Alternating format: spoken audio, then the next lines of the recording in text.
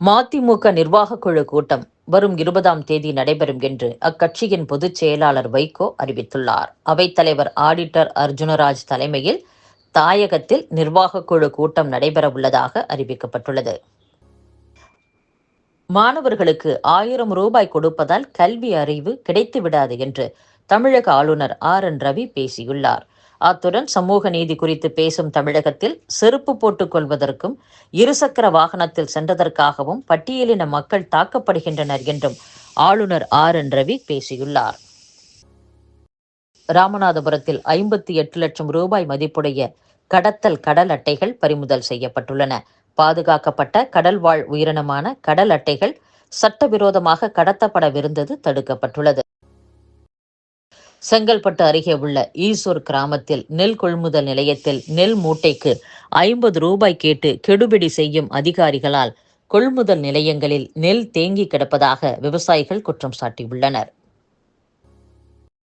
தமிழகத்திற்கு துரோகம் செய்த மத்திய பாஜக அரசுடன் கூட்டணி வைத்து எடப்பாடி பழனிசாமி எட்டப்பன் ஆகிவிட்டார் என்று இந்திய கம்யூனிஸ்ட் கட்சியின் மாநில செயலாளர் இரா முத்தரசன் கூறியுள்ளார். நாடாளுமன்ற தேர்தலுக்கு முன்பு இருந்தே பாஜகவுடன் எக்காலத்திலும் ஒட்டும் இல்லை, உறவும் இல்லை, கூட்டணி வைக்கப் போவதும் இல்லை என எடப்பாடி பழனிசாமி மற்றும் முன்னாள் அமைச்சர் ஜெயக்குமார் கூறி வந்தனர். ஆனால் திடீரென பாஜகவுடன் கூட்டணி வைத்தால்தான் மக்களுக்கு எதையும் செய்ய முடியும், அதனால் என்ன விளைவுகள் வந்தாலும் அதை எதிர்கொள்வோம் என்று எடப்பாடி கூறுகிறார். எடப்பாடி நிர்பந்தம் காரணமாகவே பாஜகவுடன் கூட்டணி வைத்துள்ளார். பாஜகவுடன் கூட்டணி வைத்த சரத்பவார் கட்சி, சிவசேனா கட்சியின் நிலைமை என்ன ஆனது? பாஜக தன்னுடன் கூட்டணி வைத்துள்ள கட்சியை நயவஞ்சமாக அழித்துவிடும். தமிழகத்திற்கு துரோகம் செய்யும் மத்திய பாஜக அரசை தமிழக மக்களே எதிர்க்கின்றனர். பாஜகவுடன் கூட்டணி வைத்து தமிழகத்தை காட்டிக் கொடுத்த எட்டப்பன் ஆகிவிட்டார் எடப்பாடி பழனிசாமி. ஜெயலலிதா மீது ஊழல் குற்றச்சாட்டு நீதிமன்றத்தால் நிரூபிக்கப்பட்டு தண்டனை அளிக்கப்பட்டது. ஜெயலலிதாவின் ஊழல் குறித்து அண்ணாமலை பேசினார். இன்று கூட்டணி வைத்துள்ள காரணத்தால் அதிமுகவினர் ஊழல் செய்யவில்லை என பேசுவார்களா? அதிமுக போன்ற கரைபடிந்த கட்சியுடன் கூட்டணி வைத்துக்கொண்டு ஊழல் பற்றி பேச உள்துறை அமைச்சர் அமித்ஷாவுக்கு தகுதி இல்லை என்றும் முத்தரசன் கூறியுள்ளார். பாஜக அதிமுக கூட்டணி உருவான போதிலும் எடப்பாடி பழனிசாமி பற்றி பேசுவதை முன்னாள் அமைச்சர் செங்கோட்டையன் தொடர்ந்து தவிர்த்து வருகிறார். அத்துடன் செய்தியாளர்கள் பாஜக அதிமுக கூட்டணி குறித்து கேட்டபோது எந்த கருத்தையும் கூறாமல் செங்கோட்டையன் சென்றுள்ளார்.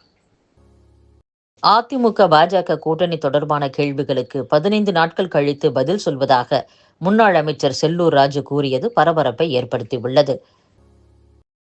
சேலம் நெடுஞ்சாலை நகர் இல்லத்தில் அதிமுக பொதுச் செயலாளர் எடப்பாடி பழனிசாமியை நம்பர் பிளேட் இல்லாத காரில் வந்து முன்னாள் அமைச்சர் விஜயபாஸ்கர் சந்தித்து பேசி சென்றுள்ளார்.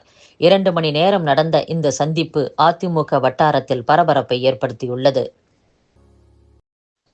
தமிழகத்தில் கடந்த 3 ஆண்டுகளில் அரசு பள்ளி மாணவர்கள் உயர்கல்வியில் சேர்வது 30% அதிகரித்துள்ளதாக பள்ளிக்கல்வித்துறை தெரிவித்துள்ளது. பெண்களை இழிவுபடுத்தி பேசிய அமைச்சரை அமைச்சரவையில் வைத்திருப்பது மிகப்பெரிய பாவம், உடனே அவரை அமைச்சர் பதவியில் இருந்து நீக்க வேண்டும் என்று மத்திய இணையமைச்சர் முருகன் தெரிவித்துள்ளார். அத்துடன் பாஜகவின் சொத்து அண்ணாமலை, அவரை யாராலும் ஒன்றும் செய்ய முடியாது. திமுக ஆட்சியை தூக்கி எறிந்து வரும் சட்டசபை தேர்தலில் தேசிய ஜனநாயக கூட்டணி ஆட்சி அமையும் என்றும், முதல்வராக இருப்பவர் அனைத்து சமூகத்தினரையும் மக்களையும் அரவணைத்து செல்ல வேண்டும்.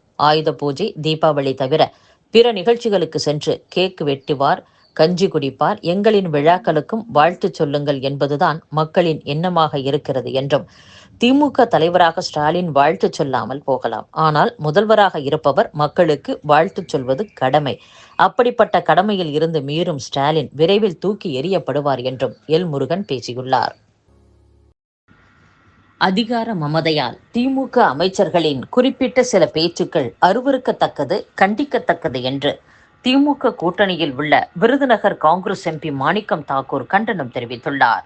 அத்துடன் ஜாதிய கணக்கெடுப்பு மிகவும் முக்கியமானதாக உள்ளது. தெலுங்கானாவில் மிகவும் பிற்படுத்தப்பட்ட மக்களுக்கு 27% இருந்த இடஒதுக்கீடு ஜாதி கணக்கெடுப்பு எடுத்த பின்பு 42% அதிகரிக்கப்பட்டுள்ளது. கர்நாடகா ஜாதிய கணக்கெடுப்பும் விவாதத்தை துவக்கியுள்ளது.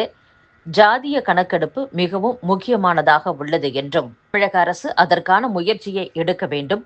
பாஜக முன்னாள் தலைவர் அண்ணாமலை குறித்து அதிமுக முன்னாள் அமைச்சர் RB உதயகுமார் என்னவெல்லாம் பேசினார் என்பதற்கு ஆதாரங்கள் உள்ளது. திமுக அமைச்சர்களில் சில பேச்சுக்கள் அருவருப்பானது, கண்டிக்கத்தக்கது. அதிகார மமதையால் அப்படி பேசுகிறார்கள். முதலமைச்சர் ஸ்டாலின் நடவடிக்கை எடுத்திருப்பது பாராட்டிற்கு உரியது. வகுப்பு வாரிய சட்ட மசோதாவை காங்கிரஸ் முழுமையாக எதிர்க்கிறது. திருப்பரங்குன்றம் கல்லூரி நிகழ்ச்சியில் ஆளுநர் RN ரவி ஜெய் ஸ்ரீராம் என கூறி மாணவர்களை மத அடிப்படையில் திசை திருப்புவது வருத்தமளிக்கிறது என்றும், ஏப்ரல் 24ஆம் தேதி மதுரையில் தென்மண்டல ரயில்வே ஆலோசனை கூட்டம் நடைபெறுகிறது. அதில் தென் மாவட்ட மக்களின் பிரச்சனைகள் குறித்தும், கூடுதல் ரயில்கள் இயக்குவதன் அவசியம் குறித்தும் கோரிக்கைகள் வைக்கப்படும் என்றும் மாணிக்கம் தாக்கூர் பேசியுள்ளார்.